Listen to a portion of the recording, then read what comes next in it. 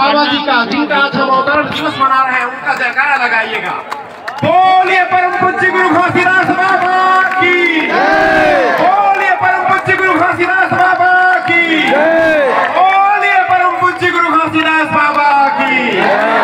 वाह, ये है जयकारा। धन्यवाद मेरे साथियों। आज हम परम पूज्य गुरु घासीदास बाबा जी का 265वीं अवतरण दिवस मना रहे हैं।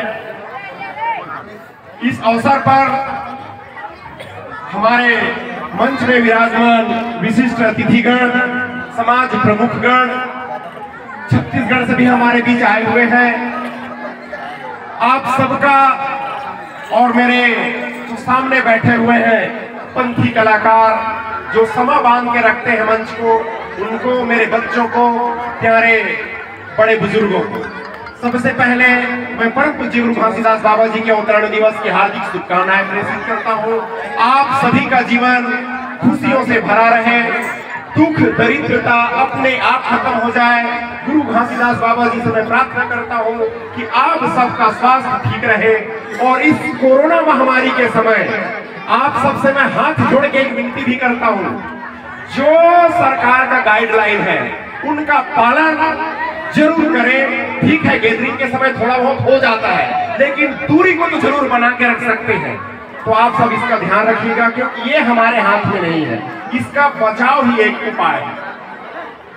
तो साथियों, आज परम पूज्य गुरु घासीदास बाबा जी का अवतरण दिवस मना रहे हैं हम, और हम सब के लिए बहुत खुशी की बात है कि आज ऐसे गुरु का, ऐसे महान गुरु का हम अवतरण दिवस मना रहे हैं, जिनका छत्तीसगढ़ के पावन धरा गिरौदपुरी धाम में अवतरण हुआ था। आप सबको बताते हुए मंजा सिंह साथियों को मुझे गर्व हो रहा है कि परम पूज्य गुरु घासीदास बाबा जी एक ऐसे गुरु हैं, इस पावन धरा में, भारत माता की भूमि में एक गुरु अवतरित हुए हैं, जिनका 18 दिसंबर से लेकर 31 दिसंबर तक लगातार जयंती मनाया जाता है। ऐसा जयंती किसी देवी देवता, किसी गुरु और किसी महापुरुष पर नहीं मनाया जाता। ये हमारे लिए गर्व की बात है। ऐसा हो भी क्यों ना, ऐसा हो भी क्यों ना। क्यों? क्योंकि गुरु घासीदास बाबा जी ने मन खे एक बराबर का संदेश दिया। गुरु घासीदास बाबा जी ने जाति पाति, ऊंच नीच, छुआछूत, भेदभाव को तिलांजलि देकर सबको खात्मा करके, आप सब जानते हैं भंडारपुरी के आगे लगा हुआ है तेलासीपुरी गांव। उस गांव में, आदरणीय शर्मा जी ध्यान से सुनिएगा, उस गांव में 40 घर के साहू और 80 घर के यादव एक ही दिन में सतनाम धर्म संस्कृति को ग्रहण करके सतनामी बने थे। ये है सतनामी समाज की इतिहास। और गुरु जी का जो संदेश है वो मानवतावादी संदेश है, किसी जाति धर्म पंथ के लिए नहीं है। थोड़ा सा मैं इसकी इतिहास को और आगे ले जाना चाहता हूँ, क्योंकि गुरु जी के बारे में तो आप सब सुनते रहते हैं, भजन के माध्यम से, गीत के माध्यम से, और कभी हमारे समाज प्रमुखों के माध्यम से। इतिहास की बात मैं थोड़ा 5 मिनट और लूंगा समय। अभी 21 अक्टूबर को उत्तर प्रदेश के बुलंदशहर जिला के गांव रुकनपुर में अखिल भारतीय सतनामी सम्मेलन का आयोजित किया गया था। उत्तर प्रदेश, याद रखिए, मैं एक वर्ड बोल रहा हूं, उत्तर प्रदेश के बुलंदशहर के रुकनपुर में।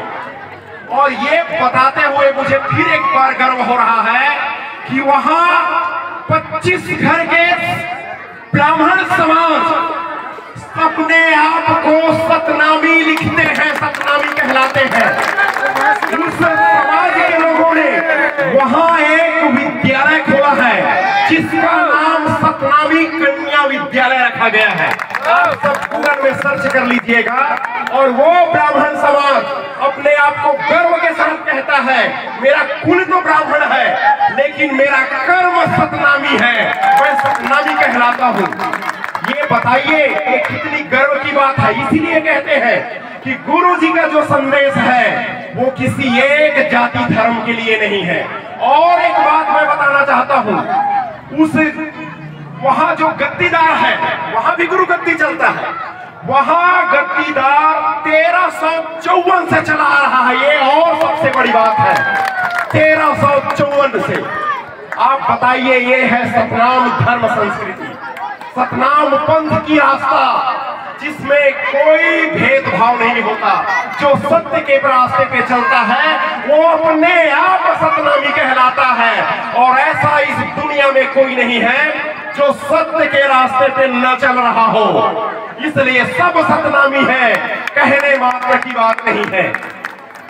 दूसरी बात, एक सबसे बड़ा गौरवशाली इतिहास आप जानते हैं, 1672 में नारलौन में औरंगजेब के साथ सबसे पहले लड़ाई, सामाजिक और धार्मिक रूप से सबसे पहले लड़ाई सतनामी संप्रदाय के लोगों ने किया था, जिसका नेतृत्व वीरभान और जोगीदास जी ने किए थे। आप सबको बताते हुए गर्व हो रहा है कि उस लड़ाई में 2 बार औरंगजेब के सेना हार गए थे, और सतनामी समाज का जो ताल्लुकदार बनते थे वो मथुरा तक अपना साम्राज्य स्थापित कर चुके थे। ये सतनामी समाज की इतिहास है, और आज भी नारलौन में हमारा जोड़ा जयधाम स्थापित है, वहां झंडा चढ़ता है, हमारे संत समाज वहां दर्शन को जाते हैं। और एक और गर्व की बात बता दूं, 292 एकड़ जमीन आज भी आरक्षित है वहां नारलौन में। आप बताएं, ये सतनामी समाज कितना गौरवशाली इतिहासों से परिपूर्ण है। औरंगजेब ने सबसे पहले जब जजिया कर लगाया था, उसका विरोध सतनामी समाज ने किया था। आपको बार बार बता रहा हूं, सतनामी समाज कोई जाति का एक नाम नहीं है, सतनामी एक संस्कृति है। जो सत्य को मानता है वो सतनामी कहलाता है। उसके बाद समय का उतार चढ़ाव आया, समाज को एक बार औरंगजेब के सेना ने पराजित कर दिया। उसके बाद बहुत से लोग इधर उधर बिखर गए। उसकी शाखाएं आज 11 राज्य में, हम सतनामी सम्मेलन करवाए थे रायपुर में 2019 में, 11 राज्य के सतनामी, जो छत्तीसगढ़ को छोड़ दीजिए उसके और असम को छोड़ दीजिए, उसके बाद जहां के लोग आए थे, आपको बताते हुए मुझे खुशी हो रही है कि उसमें से सब 9 जगह के लोग, कोई ठाकुर सतनामी था, कोई ब्राह्मण सतनामी था, कोई तेली सतनामी था, कोई वैश्य सतनामी था। ये मैं बताते हुए आप सबको मुझे बहुत खुशी हो रही, क्योंकि ये प्रामाणिकता वाली बात है। इसलिए मैं बार बार कह रहा हूं कि सतनामी कोई जाति नहीं है, सतनामी एक संस्कृति है, सतनामी एक पंथ है, सतनामी एक धर्म है, जिसमें सभी जाति धर्म के लोग समाहित हुए हैं।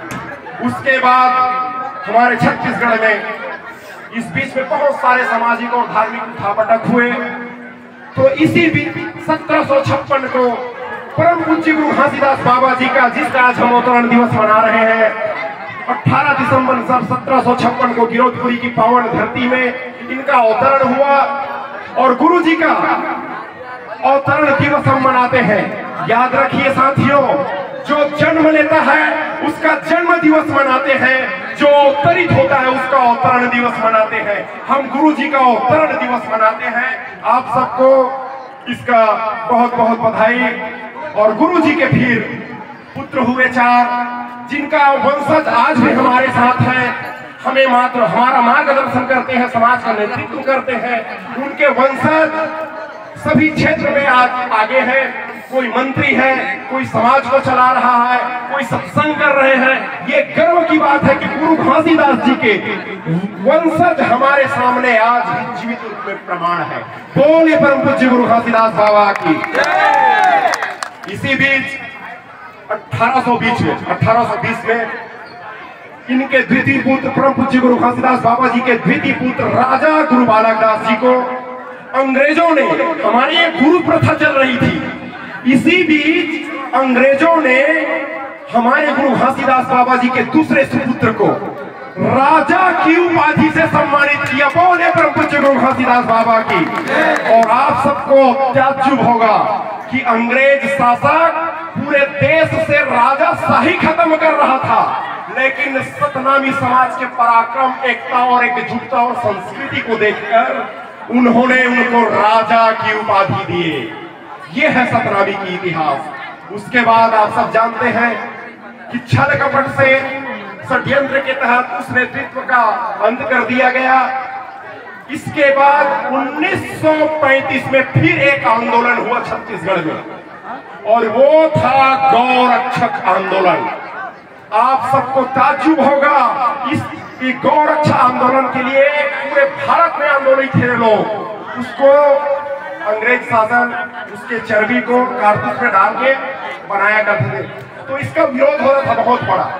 इस विरोध का नेतृत्व छत्तीसगढ़ में भी हुआ नैनदास और अंजोर दास सेवकों के द्वारा। और आप सबको बताते हुए धीर हर्ष हो रही मुझे कि पहले बार पूरे भारत में अंग्रेजों ने बूचड़खाना को बंद किया सतनामी के एकता और आंदोलन को देखकर। करमंडी और ढाबाडीह में जहां हजारों की मात्रा में गौ माता का वध किया जाता था, उसको सतनामी सपूतों ने आंदोलन करके धन और बल के ताकत के बदौलत बंद करा दिया। ये है सतनामियों की इतिहास। लेकिन अगर उस समय कहीं सतनामी का नेतृत्व स्वीकार कर लिया गया होता, तो आज हम देखते हैं जगह जगह भारत देश में गौ हत्या के लिए बूचड़खाना खोला गया है, जो चल रहा है, जिसके लिए आज हमारे बहुत सारे लोग आंदोलन करते हैं। लेकिन उस दिन कहीं उनका साथ और दे दिया गया होता, तो पूरे भारत देश से गौ हत्या बंद हो गई होती। वह सतनामी समाज, आपके नेतृत्वकर्ताओं को हमारा नमन है। ऐसे ऐसे संत महापुरुष पैदा लिए। उसके जस्ट बाद राजनीतिक हस्तक्षेप शुरू हो गई। भारत देश को आजाद करने का मुहिम छेड़ दिया हमारे सपूतों ने। इसी बीच हमारे गुरु घासीदास बाबा जी के चौथे वंशज परम पूज्य गुरु अगमदास बाबा जी समाज का राजा थे, वो नेतृत्व कर रहे थे। उनको फिर मैं बताते हुए गर्व हो रही है, क्योंकि इतिहास की बातें मुझे बताने में बहुत खुशी भी हो रही है। और आप लोग ध्यान से सुनिएगा, अंग्रेजों के समय एंट्रीम गवर्नमेंट चलता था, उसमें उनको सांसद की उपाधि थी अगमदास गुरु बाबा जी को। वो कौन है? वर्तमान में जो रुद्र गुरु है, मंत्री हैं वो छत्तीसगढ़ में। उनके पिताजी अगमदास विजय गुरु जी के पिताजी का नाम अगमदास गुरु जी था, जो एंट्रीम गवर्नमेंट में सांसद थे। सोच लीजिए, राजनीति में भी कहां हमारी पकड़ थी। उसके बाद 1952 में उनका स्वर्गवास हो गया। उसके बाद मिनी माता जी राजनीति क्षेत्र में आई। और मिनी माता कौन थी? उन्हीं अगमदास गुरु जी की धर्मपत्नी थी, जिसको फिर एक बार मैं बताते हुए गर्व कर रहा हूं कि मध्य प्रदेश, जब हमारा मध्य प्रदेश और छत्तीसगढ़ एक था, उस समय की पहली महिला सांसद होने का उसको प्राप्त गौरवान्वित करते हैं हम, कि पहली महिला सांसद इस मध्य प्रदेश की हमारी गुरु माता मिनी माता थी। तो आदरणीय संतों, ये है हमारे समाज का इतिहास। और परम पूज्य गुरु घासीदास बाबा जी का अवतरण दिवस, आप सबको बहुत बहुत बधाई हो। गुरु जी का आशीर्वाद से आप लोग धन धान्य से संपन्न रहे।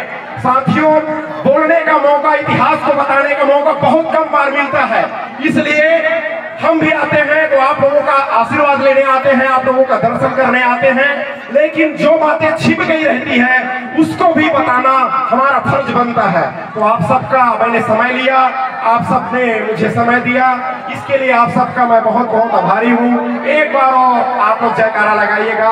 बोलिए परम पूज्य गुरु घासीदास बाबा की, गुरु घासीदास बाबा की, साहेब सतनाम। बहुत बहुत धन्यवाद विष्णु भैया। अद्भुत आपने हम साहब की सबके सामने रखा।